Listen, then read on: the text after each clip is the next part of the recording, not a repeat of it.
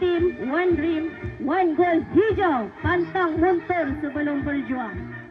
Kontingen ini diketuai oleh Adik Nur Luqman Hakim bin Nur Hafiz dan dianggotai seramai 30 orang peserta.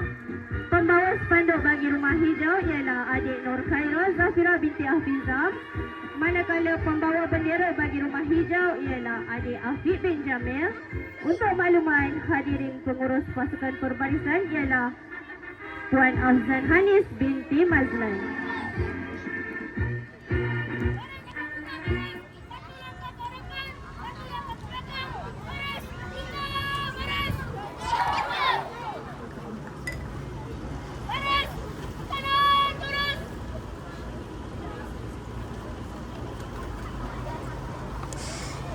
Budak ni sekarang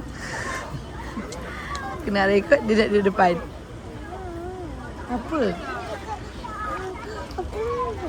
Budak ni sekarang jom main tengok lagu sama.